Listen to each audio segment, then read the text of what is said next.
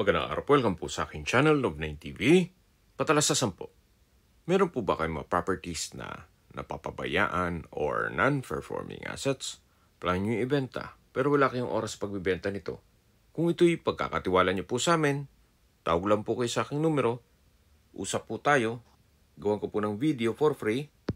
Yes, libre po, wala po kayong babayaran. Tutulungan pa namin kayong mabenta ang inyong property. Kami na po bala sa marketing, sa boosting or paid ads. Even sa tripping, hindi na po kayo mapapagod sa pag-entertain ng mga buyers. Kami na po bala sa lahat. Tawag lang po kayo. Nandito po tayo ngayon sa Nasugbu, Batangas kung saan meron po tayong bagong video presentation, isang residential farm property. May lot area po ito na 8,666 square meters. Ito po'y titulado, kaya wala po kayong maging problema sa documentation o sa transfer ng title. Meron po itong bungalow house o farmhouse na livable naman po. Meron pong mga fruit-bearing trees gaya ng mangga, kasoy, papaya, saging, nyog, suha, abokado, duhat, kalamansi at marami po pong iba. Meron din po itong mountain view. Napakatahimik po ng lugar, sariwa ang hangin at malamig po ang klima. Ito po'y along two-way cemented road na malapit po sa National Highway. At sa dulong parte nitong video, pag-usapan po natin ang presyo, pati distance, location at travel time. Ito po yung bungalow house na maayos naman ang structure. Paumanhin po kung hindi natin mapapasok ito, gawa ng umalis po si caretaker. Kung sakali pong mag-set tayo ng tripping, pwede naman tayo makisuyo na lang na mabuksan itong bungalow house. Meron po itong hangout spot. Yan po, tambayan. Na kahit 10 tao, kakasya po dyan. At ang property line po ay hanggang dun sa dulo. Dito naman po yung balkonahe o terrace na kung saan napakalaki din po ng espasyo nito. Yan po, tunghayan nyo po itong bahay na kung saan pintura lang po ang kulang dito. Maganda rin po ito para sa inyong retirement. Gawa ng meron na pong bungalow house at napakalaki pa po ng inyong farm lot. Hindi nyo na kailangan magtanim kasi po marami na rin mga fruit-bearing trees sa paligid nito. At kung gusto nyo mag-alaga ng baboy, meron na pong piggery o ulbo ng baboy. Kaya nakaset up na po. May tubig, kuryente at internet provider na rin po dito sa area. So kung meron po kayong mga okasyon, pwede pong ganapin dito. Then yung ibang bisita, dun po sa may hangout spot o tambayan. So mula po dito, pag dumiretso tayo, matatanaw natin yung mga fruit-bearing trees. At yung structure dun sa dulo, yan na po yung piggery. Medyo slope po ng konti, pero pagdating po sa baba, patag naman po. Usable naman po lahat. Wala pong masasayang. So mga nag-skip po ng video, summarize ko lang po. Ito pong property ay nasa Nasugbu, Batangas at may lot area na 8,666 square meters. Ito po'y titulado, kaya wala po kayong maging problema sa documentation o sa transfer ng title. Along two-way cemented barangay road po itong property kung saan napakatahimik ng lugar, sariwang hangin at malamig po ang klima.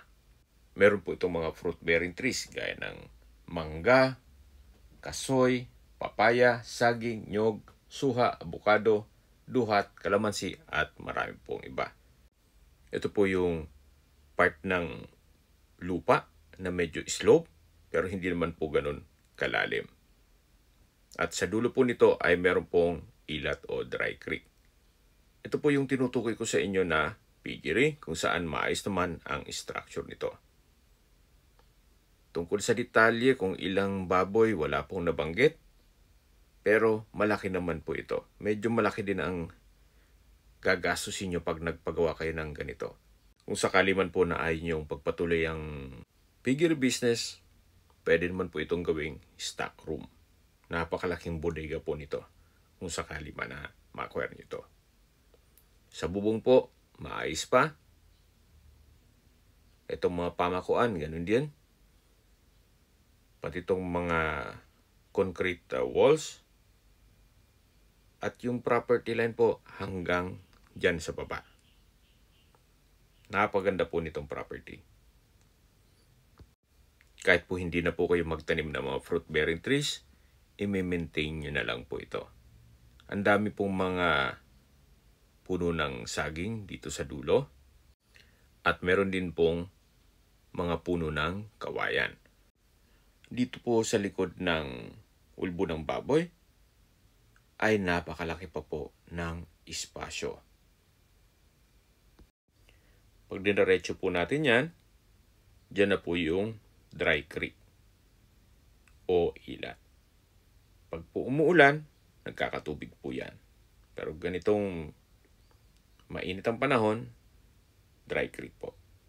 Habang naglilibot po tayo at pinagmamasdan nyo po itong kapaligiran, itong lupang binebenta, pag-usapan na natin ang distance, location, at travel time. Mula po sa National Highway, ang distance is 5 kilometers at ang travel time is 8 minutes. Kaya po, ito'y accessible ng public transportation. Meron pong regular trips ng bus mula Parañaque Integrated Terminal o PTEX papuntang Nasugbo, vice versa. Mula naman po sa bayan ng Nasugbo, ang distance is 10.6 kilometers at ang travel time is 18 minutes. Kompleto na rin po doon gaya ng public market, groceries, convenience store, remittance center, drugstore, schools, church, banks, at hospital. Yan po yung lagi kong binabanggit sa inyo na dapat nyo i-consider sa paghanap ng property, yung meron pong malapit na hospital. Hindi ko naman po sinasabing sakitin kayo. Yan naman po for emergency purpose lang naman.